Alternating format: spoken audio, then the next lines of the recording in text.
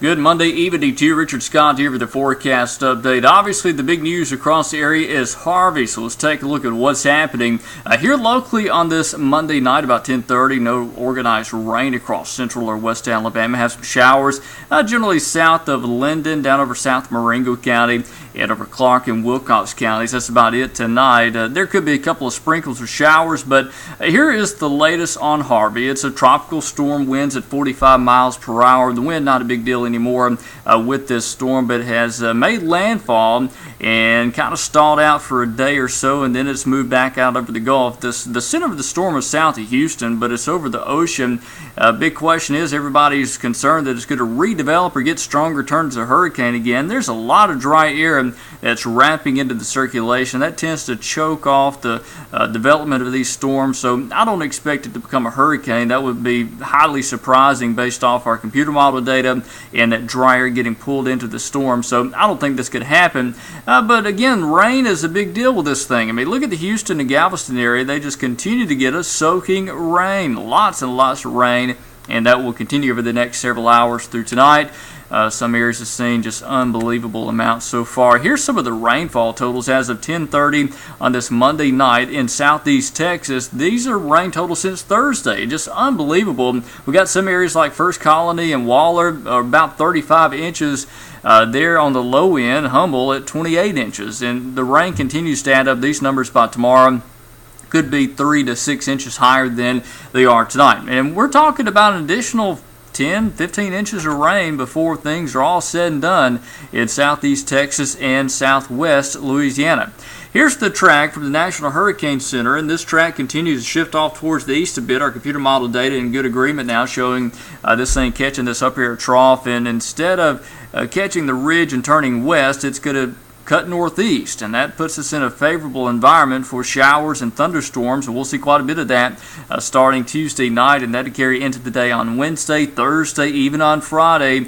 And with a track like that and a decaying tropical system, we got to be concerned about the potential for an isolated tornado or two, especially Wednesday night or on Thursday, lasting through Friday. After that, I think all the chance for anything severe will be out of here. But how much rain we looking at? This is a computer model. This is the GFS, just one of many models we look at, and that's got a lot of rain over us. I mean, it's showing 4 inches over Tuscaloosa. You notice about 10 inches down in Houston. That is additional rainfall. It's starting right now and lasting through the next several days through the weekend. So again, I am concerned about the potential for quite a bit of rainfall here in Alabama. I don't think it's going to be quite enough to cause any serious flooding issues, but we'll have to watch things. We'll have to watch radar trends, these tropical systems. You get these banding showers and storms, and sometimes they can dump a lot of rain in a short period of time, so we will watch that. But on the positive side of this thing, the clouds today really holding temperatures down a lot. In fact, only 80 for high in Tuscaloosa, 79 in Birmingham. Had a few sprinkles here and there and some light shower activity, but most of this activity never did even reach the ground across Alabama. So rainfall amount so far today at the airports, not enough to measure, even though we did have a few sprinkles. Dew points continue in the 60s, but that will be changing tomorrow night as moisture really surges back to the north across the area. Tomorrow's forecast is for Tuesday, partly to mostly cloudy. In fact, I'd say mostly cloudy throughout the day. I doubt we'll see a lot of sunshine for Tuesday. So let's say mostly cloudy with the temperature topping out in the low to mid-80s. If you see any peaks of sunshine at all, you'll be in the mid-80s. Otherwise, expect your high probably in the low 80s. Here's our forecast model into tonight.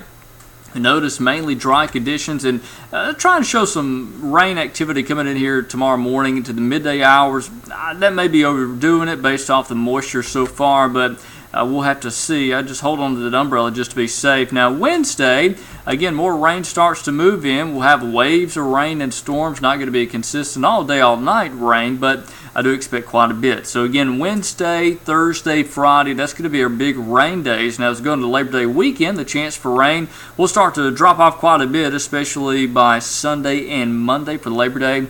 I do expect a little more sunshine mixing out by that point. Temperatures start to come back up. We'll be back at the mid to upper 80s by the end of the weekend. But again, watching things for Wednesday, Thursday, and Friday, I don't think there's going to be a high chance for tornadoes, but with this setup with a landfalling tropical system Wednesday afternoon through Friday afternoon, we'll have to watch for the chance for these these quick spin-up tropical isolated tornadoes. Temperatures will be in the low 80s over the next several days. In fact, some areas on Wednesday could stay in the 70s all day. Overnight lows in the low 70s.